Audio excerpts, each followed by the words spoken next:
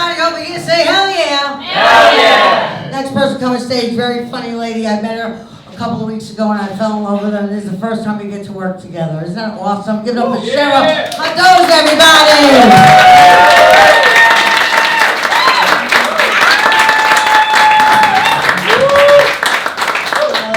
Let's give it up for Janice.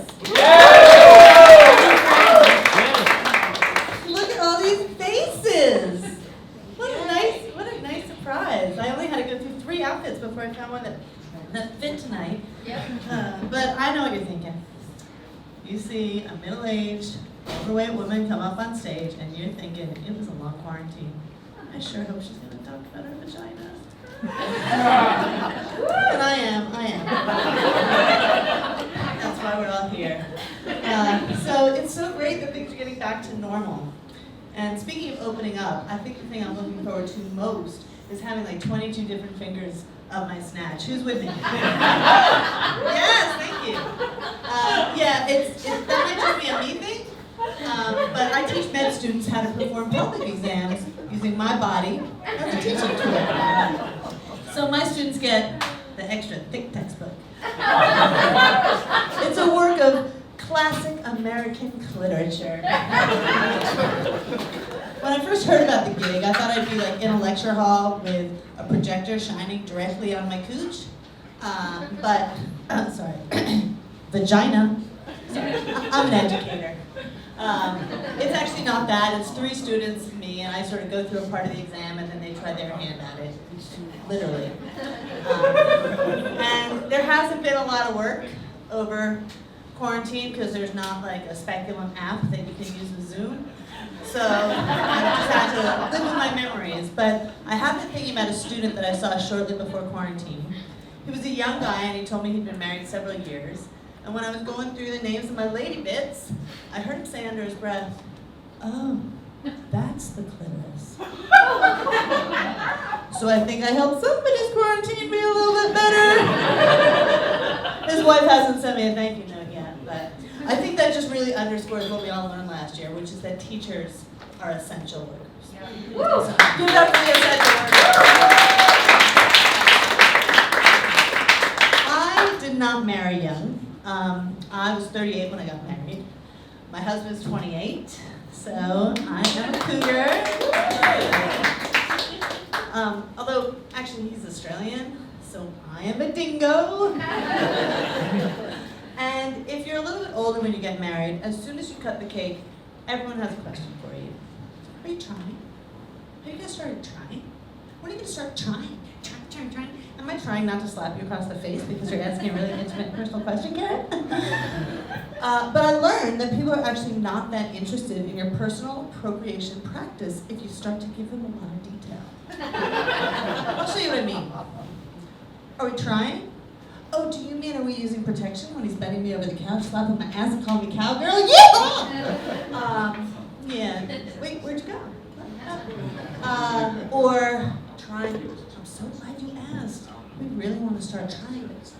I've got this greenish, foul-smelling discharge. Do you want to take a look? What? Oh, you don't care about my vagina anymore? Oh. Or then there's my personal favorite that I save for my in-laws. Trying? Oh yeah, we really want to start trying, but he can only come with anal. Is that hereditary? And so then people stopped asking.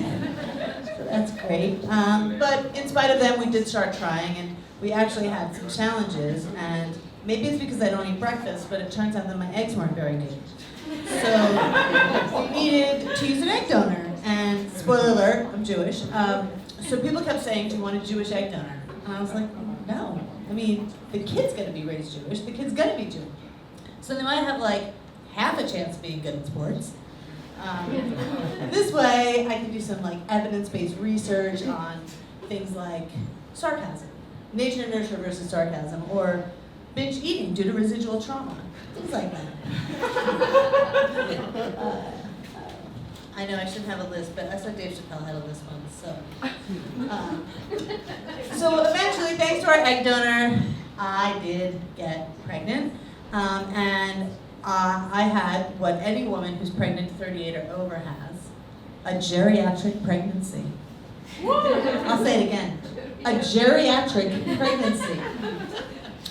Makes it sound like you're gonna break a hip when you start pushing. And that you should get like an AARP discount on something. So I need to talk to you about that. And before you say, oh, Cheryl, age is just a number. Don't worry about it, age is just a number. And I'm gonna say, actually, age is a bunch of numbers. It's your cardiologist number, it's your chiropractic number, it's your therapist number, lots of numbers. When I tell people that I had my first kid at 45, who am I kidding? My only kid, I'm fucking exhausted. A lot of times they say things like, thank God for blessed miracles. And I'm always like, you're pronouncing science wrong. So laws of science, real quick before I go, I'm gonna tell you guys something because I feel like we've shared, I've shared. And it's legal now, so it's not that big a confession, but sometimes I smoke marijuana. Someone else has tried me first. So it's not a big deal, but New York City apartment, no outdoor space, young child. The logistics are tough. So I just tell my kid, mommy has to make a poopy. Mommy needs privacy.